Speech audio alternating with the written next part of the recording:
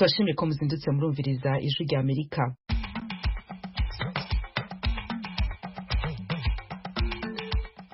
Radio ijwi rya Amerika isamira na Washington DC mu Kirundi no mu Kinyarwanda. Mu Burundi muri ko mutwumva ku mirongo migufi ya shortwave kuri metero 25, 31 na 41. Mu Rwanda tukaba kuri FM 104 n'ibice bitatu, kuri mwebwe mutwumva muri Kigali na FM 93 n'ibice bitatu Karongi. Ikaze makuru yo muri kino gitondo mwateguye mukaba mugiye gushikirizwa na Diane Nininahazwe. Leta y'u Rwanda yarayihagaritse gukorana n'Ububirigi mu vy'imigambi yo gufashanya n'iterambere. Ntabwo ari ibihugu by'abaterankunga bizajya bitubwira ko turinda umutekano wacu, kandi ntabwo ari ibyo bihugu bigomba kudukangisha izo nkunga. Uyu Olivier Nduhungirehe, umushikiranganje ajeje imigenderanire y'u Rwanda n'ayandi makungu. Idoni ido yano makuru yose ni mukanya musangwe ikaze.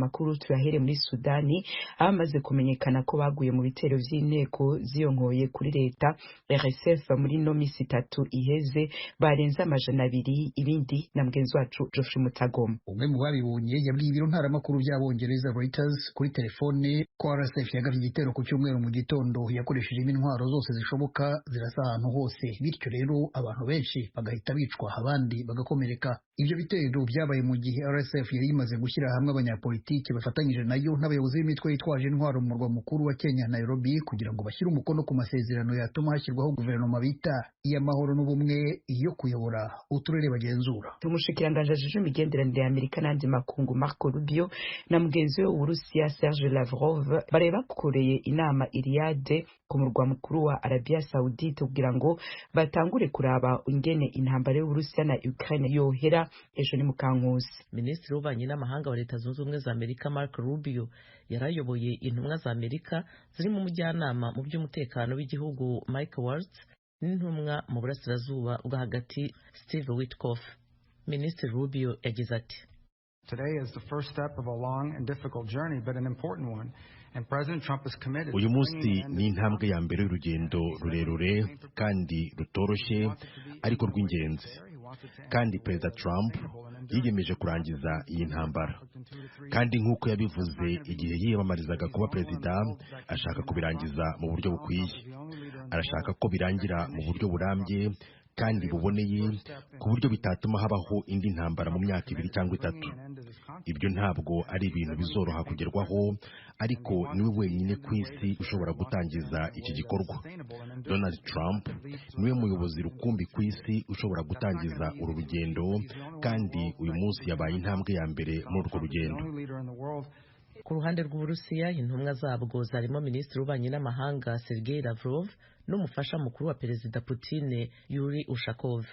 Abayobozi ba Ukraine bavuze ko batatumiwe muri iyo nama. Kugira n'ibiganiro kwa Amerika n'Uburusiya byateje impungenge mu bayobozi b'ibihugu byo ku mugabane w'Uburayi. Mu minsi yashize bagaragaje ko ari ngombwa ko Ukraine igira uruhare mu biganiro bijyanye n'ejo hazaza hayo, ndetse n'ibihugu by'Uburayi bikagira uruhare mu byo babona ko ari ingenzi ku mutekano wabo. Perezida w'Ubufaransa Emmanuel Macron yavuze ko yavuganye na Perezida Trump na Perezida Zelensky nyuma y'ibiganiro byabereye i Paris, kandi ko ari ngombwa ko abanyaburayi, abanyamerika ndetse n'abanya-Ukraine bakorera hamwe. Zelensky yagaragaje ko hakenewe ibimenyetso bihamye kandi byizewe byerekana ko hazaboneka umutekano. Avuga ko bitabaye ibyo Uburusiya buzatangira indi ntambara kuri Ukraine cyangwa ku bindi bihugu by'Uburayi. Mu Rwanda ho leta y'ico gihugu yaraye ihagaritse gukorana n'Ububirigi mu byo gufashanya mu iterambere. U Rwanda rwagiriza Ububirigi gufatanya na Repubulika ya Demokarasi ya Kongo mu cyo gwita amahimiriza agamije kubangamira imigambi yarwo y'iterambere biciye mu kurementanyiriza mu bigo n'amashami mpuzamakungu. Inkuru ya mgenzi wacu Geoffrey Mutagoma. Mu bisobanuro yatanze mu nyandiko yashyize ahagaragara, Minisiteri y'Ububanyi n'Amahanga y'u Rwanda ishinjwa Ububirigi kubogama no gufatanya na Repubulika ya Demokarasi ya Kongo mu bikorwa bigamije gusaba ikomanyirizwa ryarwo, aho gushyigikira inzira yo gushaka ibiganiro byasabwe na Afurika yunze ubumwe, umuryango wa Afurika w'Uburasirazuba n'iy'Amajyepfo bigamije gushaka umuti w'intambara ibera mu burasirazuba bwa Kongo. U Rwanda rusanga gukoresha ihagarikwa ry'inkunga y'iterambere nk'igikoresho cyo kumvisha igihugu cyangwa kugihana ari ukubogamira ku ruhande rumwe, kudashyira mu gaciro no gutambamira ingufu nyafurika zigamije gushakira ikibazo umuti binyuze mu biganiro. bityo rukabona ko ubufatanye bw'u Rwanda n'Ububiligi nta shingiro bugifite, rugaheraho rutangaza ko ruhagaritse inkunga y'iterambere rwa rufitanye n'Ububiligi yari iteganijwe kuva mu mwaka ushize 2024 kugeza mu mwaka 2029. Mu ibarwa yarwo u Rwanda ruvuga ko rutazaterwa ubwoba cyangwa ngo rugondwe n'ibikangisho rube rwashyira umutekano warwo mu kaga. Ruvuga ko intego yarwo ari ukurinda ubusugire bw'imipaka yarwo no kurangiza ku buryo budasubirwaho politiki y'imvururu ishingiye ku moko. Minisiteri y'Ububanyi n'Amahanga y'u Rwanda iravuga ko rukeneye amahoro n'igisubizo kirambye kuri ibyo bibazo byose byakomeje kugaragara kubera icyo rwise kunanirwa kwa Repubulika ya Demokarasi ya Kongo n'umuryango mpuzamahanga byamaze imyaka n'imyaka byarananiwe kubahiriza inshingano zabyo no kurandura burundu umutwe wa FDLR ufatwa n'umuryango w'abibumbye nk'uw'iterabwoba no kurengera uburenganzira bwa banyamuke.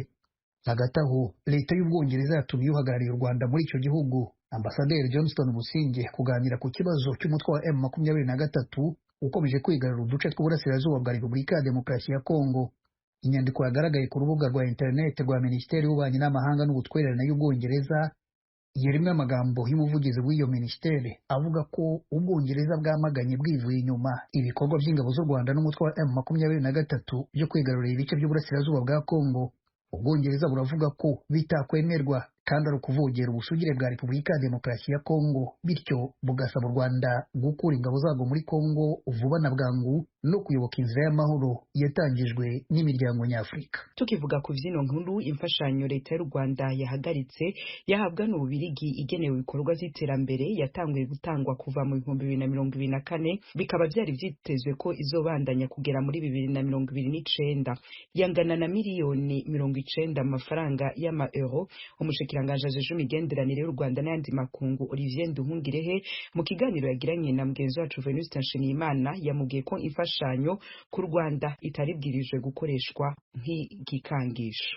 Iki cyemezo cyari ngombwa kuko Ububiligi bwari bumaze igihe bufatanya na Repubulika ya Demokarasi ya Kongo mu kugerageza kumvisha amahanga ndetse n'imiryango mpuzamahanga ko bagomba gukatira imfashanyo u Rwanda, guhagarika imfashanyo kandi n'imfashanyo ijyanye n'ibikorwa by'iterambere. Ubusanzwe imfashanyo ijyanye n'iterambere ntabwo igomba gushyirwamo politiki. Kuba Ububiligi bwarahisemo gushyigikira ku mugaragaro Repubulika ya Demokarasi ya Kongo ntacyo bidutwaye, ariko ikibazo ni uko bubikoresha noneho bukaba bushakisha kugira ngo inkunga twari dusanzwe duhabwa ihagarikwe. Ibyo bitashobora kwihanganirwa, ariyo mpamvu twahisemo guhagarika by'agateganyo hagati y'u Rwanda n'Ububiligi. Iyo muvuga yuko iyo nkunga muyihagaritse, ibikorwa byari bisanzwe bigendera kuri iyo nkunga bizagerwaho bite? Bizagerwaho ku bundi buryo, ntabwo uburyo ari Ububiligi bwonyine bufite. Ibikorwa byari bihari bizakomeza kandi uburyo buzaboneka. Icyo dushobora kwihanganira ni uko Ububiligi bukoresha imfashanyo buduha mu bikorwa by'iterambere, kandi ibyo bikorwa haba Ububiligi n'abandi baterankunga bose bemera ko dukoresha inkunga ku buryo bunoze, ku buryo buhuye n'icyo iyo nkunga yaduherewe. Urugero nk'umwaka 2022 Ububiligi bwahaye u Rwanda inkunga ingana na miliyoni hafi 45 z'amafaranga y'amayero. Ayo mafaranga mu gihe Ububiligi butatanze, u Rwanda ruzayavana he niba rwari ruyakeneye? Twebwe nk'uko nabikubwiye, n'u Rwanda ni igihugu cyihesha agaciro, ntabwo ari ayo mafaranga bakangisha azatuma tutiteza imbere. Kuko nabikubwiye, uburyo burahari kandi n'uburyo burashakwa. Ntabwo rero dushobora kwemera yuko igihugu cyahisemo gufatanya na Kongo kugira ngo kiturwanye, gishaka ukuntu cyumvisha amahanga ko agomba kudufatira ibihano, ko twakomeza gufatanya n'icyo gihugu ku buryo ubwo ari bwo bwose. Muravuga yuko iyo nkunga muhagaritse yagombaga kuzatangwa kuva mu mwaka 2024 kugeza 2029, no kuvuga imyaka 5, n'amayero agera ku mamiliyoni hafi 100, n'amayero miliyoni 95 yagombaga kuzakoreshwa mu buhinzi, agakoreshwa mu buvuzi, agakoreshwa mu guteza imbere imijyi ndetse no mu micungire y'igihugu. Ntabwo kuba tudafite inkunga y'Ububiligi igihugu kizahagarara. U Rwanda ni igihugu cyigenga, u Rwanda ni igihugu gifite gahunda y'iterambere, u Rwanda ni igihugu gifite n'abandi baterankunga, rero tuzakomeza gahunda yo kwiteza imbere hatari mu Bubiligi. Bamwe mu baterankunga b'u Rwanda barimo Ubwongereza. Uyu munsi bwatumye ambasaderi w'u Rwanda i Londres bumusaba kwisobanura ku kibazo turimo tuganiraho cy'umutekano muri Repubulika ya Demokarasi ya Kongo, ndetse basabye u Rwanda ko ruvana ingabo muri Kongo. Ibyo byo mwabyakiriye mute? Nibyo bamuhamagaye bamusaba kwisobanura, ariko nawe yabasobanuriye kandi ababwira yuko haba Ubwongereza n'umuryango mpuzamahanga gukomeza kwirengagiza ikibazo cy'umutekano w'u Rwanda, gukomeza kwirengagiza yuko ku mupaka wacu hari ingabo za FARDC zifatanyije n'aba FDLR, abajenosideri ba FDLR n'izindi ngabo z'amahanga, Barundi, SAMIDRC, ko ari ibintu bibangamiye umutekano wacu. Kandi ambasada Busingye akaba yanababwiye yuko kuba barebera ihohoterwa ry'abanyekongo bavuga Ikinyarwanda, abanyekongo b'Abatutsi, ari nabyo ari ibintu bitaboneye. Twebwe n'u Rwanda tugomba kureba inyungu zacu, inyungu z'umutekano w'igihugu, ntabwo ari ibihugu by'amahanga, ibihugu by'abaterankunga bizajya bitubwira ko turinda umutekano wacu, kuko nta wundi muntu uzawuturindira, kandi ntabwo ari ibyo bihugu bigomba kudukangisha izo nkunga kugira ngo u Rwanda irukomeze kuzuza inshingano zarwo arizo kurengera abaturage b'igihugu. Olivier Jean Patrick Nduhungirehe, Minisitiri w'Ububanyi n'Amahanga w'u Rwanda, ndagushimiye cyane ku bw'aka kanyuhaye Ijwi ry'Amerika. Hagati aho umushikiranganje ajeje imigenderanire y'Ububiligi n'ayandi makungu Maxime Prévost nawe abicishije ku rubuga rwiwe rwa X yanditse ko Ububiligi bwakira ingingo y'u Rwanda yo guhagarika mu byo gufashanya migambi y'iterambere. Prévost yagize ati kwera u Rwanda rutubahirije ubusugire n'ubwigenge bwa Kongo, twariko turarimbura ingene dusubiramwo ibyo gufashanya hagati yacu kugira ngo dufate ingingo kwera iki kibazo. Twiyemeje ko uku guhagarika ubufatanye bwacu bizoca mu nzira y'ikinyamwuga ku nyungu z'abanyagihugu b'u Rwanda. Twiyemeje kandi kuzobandanya utwigoro twacu two gutera akamu amakungu kugira ngo atorere umuti ikibazo ca Kongo biciye mu mahoro kandi hisunzwe amategeko mpuzamakungu. Ijwi ry'Amerika reka amakuru yacu duce tuyabandaniriza ku vy'ubutungane mu Burundi, aho sentare nkuru ya Muha i Bujumbura muri ico gihugu yakatiye muganga Christophe Sahabu umunyororo w'imyaka 20 n'ihadabu iremereye cane. Dr Sahabu muribuka ko yahoze ari umukuru w'ibitaro Kira Hospital biza imbere mu bikomeye muri ico gihugu. Mu vyaha sentare imwagiriza harimwo ivyo gukoresha impapuro z'ububeshi. Hambavu y'uwo munyororo w'imyaka 20, sentare nkuru ya Muha isaba ko ubutunzi bwose bwa muganga Christophe Sahabu buri mu Burundi bufatwa, agatanga ihadabu y'imiliyoni 7 mu mafaranga y'amarundi n'indishi zibiri, ya mbere y'imiliyoni 178 mu mafaranga y'abanyaburaya, iya kabiri nayo y'amadolari ya Amerika agera ku 8,600. Maître Gustave Niyonzima aburanira muganga Christophe imbere ya za sentare mpuzamakungu avuga ko ari urubanza bakiriye nabi. Mu kiganiro yagiranye n'Ijwi ry'Amerika yadondaguye amategeko yemeza ko iyo sentare nkuru yahonyanze ahereye ku kwemeza ko igihano c'imyaka 20 yaciriwe kubera ukwagirizwa gukoresha impapuro z'ububeshi ubundi mu Burundi gihanishwa imyaka 5 gusa. Naho ico caha coba caramwagiri, ico caha kiri ku myaka 5. Amategeko avuga ko urubanza rugiye mu mwiherero rutarenze iminsi 30 ruca rucika. Ivyo tubisanga mu ngingo y'amajana 259 yo twita igitabo c'ingene imanza z'ivyaha zitohozwa n'ingene ziburanishwa, ariko siko vyagenze. Urumva rwaratevye kugira baruhe iyindi ntumbero. Ikindi naco twogomba kwibuka kukubahuka bakavuga yuko bamuciriye indishi y'akababaro imiliyoni 178 z'amahera y'abanyaburaya. Ivyo ni ibintu bitangaje kuko n'umutahe wa Kira Hospital uri ku miliyoni 13 z'abanyaburaya, ntibishobora kugenda ku mategeko.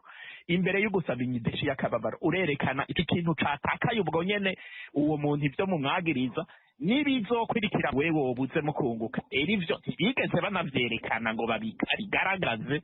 Nivyo rero mvuga ko bihonyanga ingingo y'amajana 312 y'ibwirizwa shingiro. Urubanza rwa muganga Christophe Sahabu rwahamye rurangwa n'uturenge twinshi. Mwibuke ko yamaze iminsi irenga 50 mu gasho k'iperereza, aha abandi bahamara iminsi indwi nk'uko ingingo ya 34 y'igitabo ca code de procedure bivuga. Yamaze umwaka n'inusa ataraburana, amategeko atabivuga uko yategerezwa guca arekurwa. Ku ruhande rw'umuryango wa muganga Christophe Sahabo nabo nyene bavuga ko bakiriye nabi urubanza rwaciriwe uwabo. Ku bw'uwo muryango ibi biza vyunyurwa n'amagara ya muganga Christophe bemeza ko atako yifashe.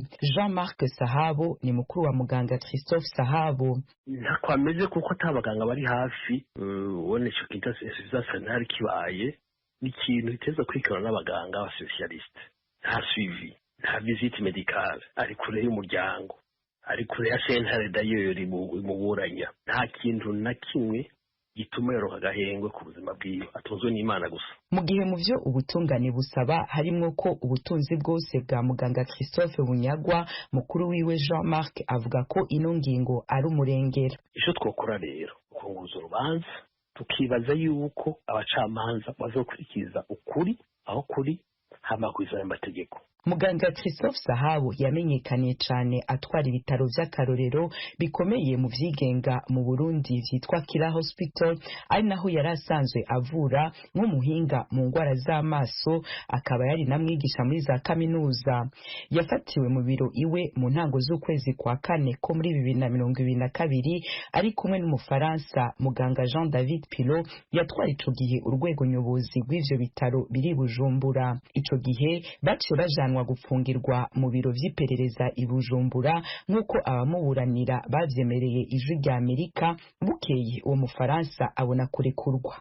Ibitaro yatwara ahanini umutahe wabitanguje wari uw'ishirahamwe ryo mu Busuwisi, ariko nawe nyene yari afisemwo umutahe muto. Iki gihugu c'Ubusuwisi ni naco muganga Christophe Sahabo yaherejemwo amashuri mu vyo kuvura amaso imbere yo gutahuka mu Burundi no gutanguza ibitaro Kira Hospital mu 2015. Ibitaro yatanguje ari kumwe n'abo Basuwisi, amaze kubishinga bigashinga imizi, vyarateye imbere. Abarwayi bo mu karere barabihurumbira, bitangura kwinjiza amafaranga mva makungu atari make. Amakuru yo kwizera Ijwi rya Amerika rikura mu mpande zitandukanye zirimo abegereye ubutegetsi bwo mu Burundi nuko mu vyo ariko arazira harimo ko yoba yabaye intambamyi ikomeye ku ruhande rwa leta rugira imitahe myinshi muri ivyo bitaro. Ijwi rya Amerika ryashatse kumenya ico ubushikiranganje bw'ubutungane n'amaparike avuga kuri iki kibazo, ariko kugera duheza gutegura ino nkuru ntitwashoboye kubaronka. Ijwi rya Amerika reka tugaruke ku vya Kongo. Imipaka ihuza u Rwanda n'igisagara ca Bukavu yari imaze iminsi 3 yugaye kubera ibibazo vy'umutekano muke yarayongeye kugururwa. Umenyesha makuru wacu Temistokle Mutijima yanyarukiyeyo adutegurira ino nkuru. Ugeze ku mupaka wa Rusizi ya mbere usanzwe wambukiraho abantu benshi bava cyangwa bajya Bukavu muri Repubulika ya Demokarasi ya Kongo, wabonaga ko ibintu byatangiye gusubira mu buryo ugereranyije n'iminsi 3 yari ishize. Imipaka ya Rusizi ya mbere na Rusizi ya kabiri yombi huza Bukavu na Rusizi yaherukaga gukora mu buryo busanzwe mu masaha ya mbere ya saa 6 yo kuwa gatanu w'icyumweru gishize. Kuri uyu wa kabiri akanyamuneza kari kose kubari banyotewe n'iri fungurwa ry'imipaka. Mu minsi 3 ntabwo twari kwambuka kubera ko hari hakiri ince zimwe zari zikirimo zivugamo amasasu, hakaba n'abantu nyine bari bagifite n'ubwoba ntibemere ko biriya byarangiye, bakavuga ati umuntu ashobora kugera ku muhanda bakamuhohotera muri ubwo buryo, ariko bahacisha itangazo mu mugoroba baravugira ati umuhanda ni nyabagendwa, nibo bari kuwukontorora, tuize twese twambuke tuje hakurya. Ariko twishimye kuba buguruye. Hakuna mtu mwana furahia kama mupaka. Ntawa kwishimira ko umupaka umuhuza n'abaturanyi ufungwa. Ubu rero bafunguye twishimye cyane. Uretse abasanzwe bakesha imibereho ku kwambuka imipaka kwabo kwa buri munsi, hari n'abandi amaramuko yabashingiye ku kubiha imipaka ari nyabagendwa kabone n'ubwo batajya hakurya Bukavu. Abo barimo na Mushinzimana Eric ukora akazi ko gutwaza imizigo bambuka umupaka ku mpande zombi. Ubuzima bwari buhagaze nabi kubera ko nta muvuma n'imwe yari ihari. Urumva inzara ntiyabura, ariko hamwe n'abayobozi bacu b'imidugudu twari twagiye twegerana n'udutsinda abantu babamo wenda mukabasha kurya, ariko inzara yari ihari nyine twabyakiriye neza cyane kuba umupaka ufungura. Hakurya Bukavu naho hararangwa ituze n'ubuzima bukomeje kugenda bugaruka gahoro gahoro.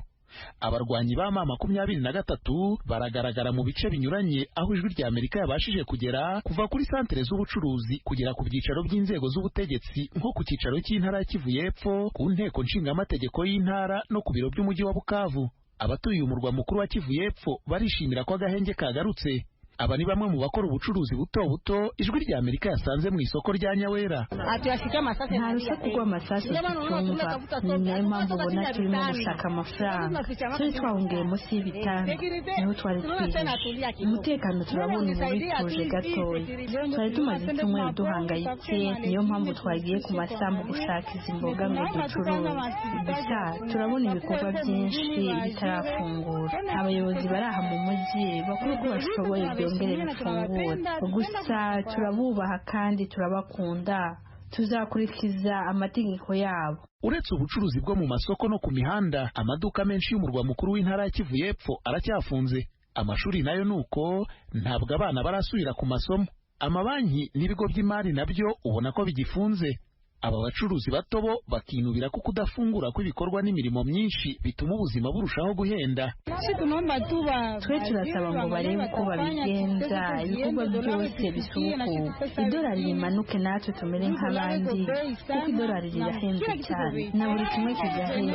Ubu amadolari 10 aravunjwa ibihumbi 29. Niyo mpamvu dusaba ngo batugabanyirize idolari natwe tubeho nk'abandi. Nyuma yo kwigarurira umujyi wa Bukavu, umutwe wa M23 uvuga ko nta gahunda ufite yo gukomeza intambara no kwigarurira ibindi bice by'intara ya Kivu y'Epfo. Kucyo ushyize imbere ari ibiganiro by'imbona nkubone kandi bidaca ku ruhande bihuza na guverinoma ya Kongo. Abajijwe n'ijwi rya Amerika ku byo M23 ishinjwa na guverinoma ya Kongo ndetse n'imiryango mpuzamahanga ko intambara yashoje mu burasirazuba bwa Kongo zishingiye ku nyungu z'umutungo kamere, Bwana Lawrence Kanyuka uvugiriza inyeshyamba yabyamaganiye kure.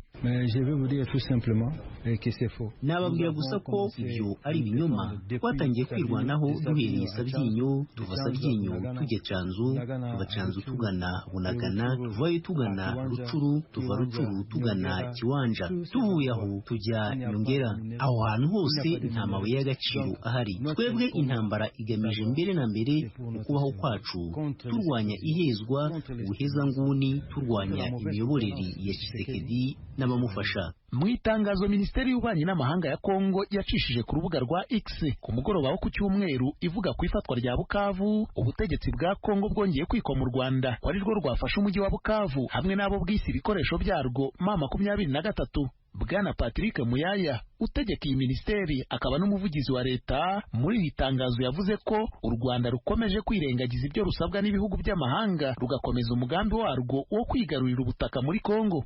Uyu mutegetsi yijeje ko harimo gukorwa ibishoboka ngo ibintu bisubire mu buryo ngo leta igarure umutekano n'ubusugire bw'igihugu.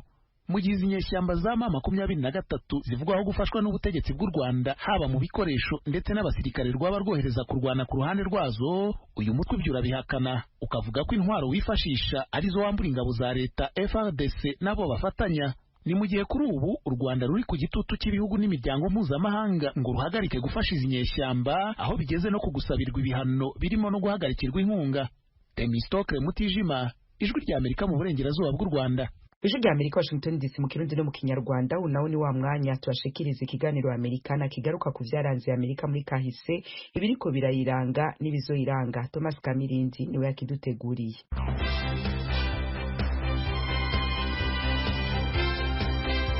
Mwaramutse neza.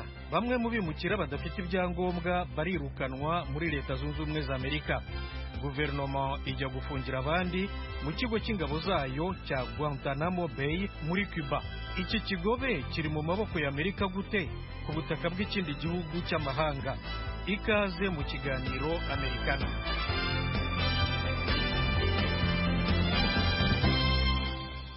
Polisi ya Leta Zunze Ubumwe za Amerika ishinzwe abinjira n'abasohoka na gasutamo ICE mu magambo magufi itangaza ko kuva ku itariki ya 20 y'ukwa mbere gushize kugera ku itariki ya 16 y'uku kwezi kwa kabiri abimukira batemewe n'amategeko barenga 14,000 bamaze gutabwa muri yombi. Bamwe muri bo barirukanwa ku butaka bwa Amerika, abandi amagana bafungiye i Guantanamo. guverinoma ivuga ko gereza yaho ishobora kwakira abagera ku 30,000. Ibitangazamakuru bitandukanye bivuga ko bari mu maboko y'ingabo z'igihugu aho kwitabwaho n'abakozi b'abasivili ba ICE. Umuryango uharanira uburenganzira bwa muntu witwa ACLU, American Civil Liberties Union, warabiregeye mu nkiko. Uvuga ko binyuranyije n'amategeko. Usaba inkiko gutegeka ko n'imyirondoro y'abafunze imenyekana, ko bagira uburenganzira bwo gusurwa no kunganirwa mu mategeko. Gereza yo mu kigo cya gisirikare cya Guantanamo yubatswe kugira ngo yakire imfungwa z'abaterabwoba.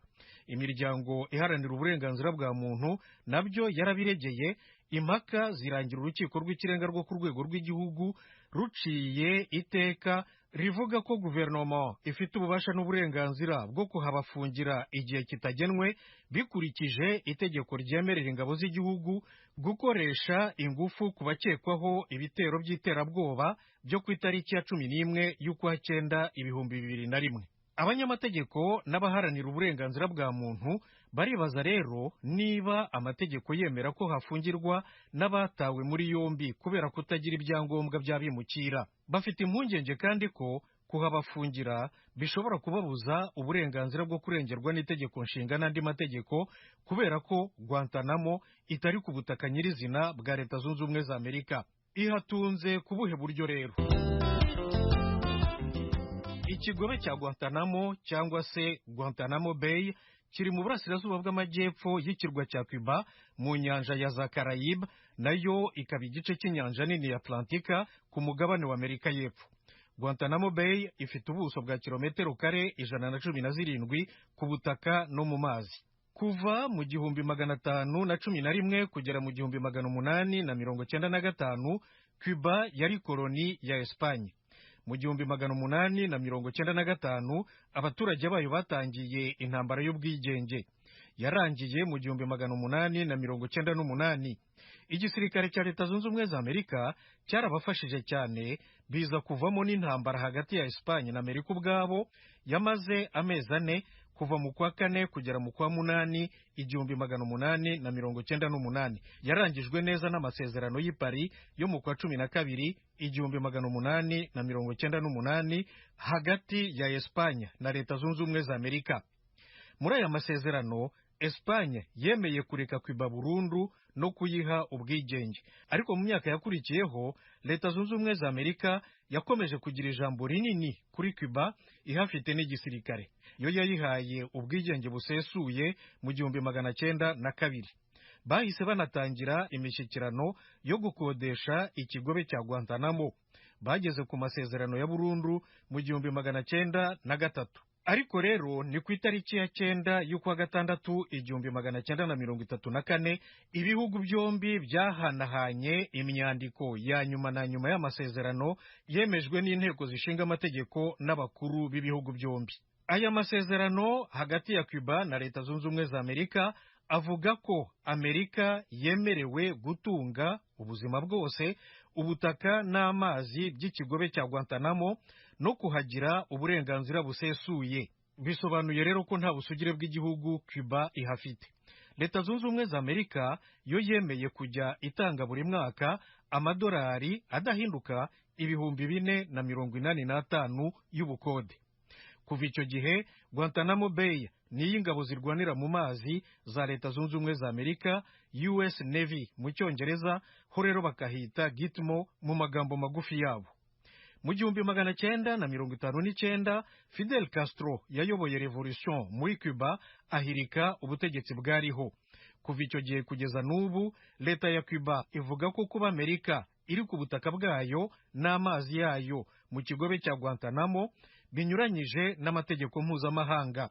Yemeza ko Amerika yahigaruriye ku ngufu, ariko ntiyigeze igerageza gusesa amasezerano. Ku rundi ruhande, Leta Zunze Ubumwe za Amerika ivuga ko amategeko mpuzamahanga ayemerera kuba i Guantanamo kuko Cuba yabisinyiye nta ngufu nta n'agahato iyishyizeho. Ariko iteganya ko ishobora gukoresha ingufu za gisirikare Cuba iramutse yirukanye ingabo zayo i Guantanamo. nshuti zacu, iki kiganiro Amerikana n'aha gihumurije, mbashimiye ko mwagiteze amatwi, maze rero mugire umunsi mwiza. Mwari kumwe na Thomas Kamirindi, murakarama. Ijwi rya Amerika no ngaha duce dusozera amakuru yacu ya mbere ya kino gitondo. Kuri mikro mari kumwe na Diane Ninahazwe, Nadia Taha yari mpinga bw'ivyuma. Twemye tubashimire ko mwaduteze abiri, twongera twifuriza kugira umunsi mwiza mu banyu no mu vyanyu.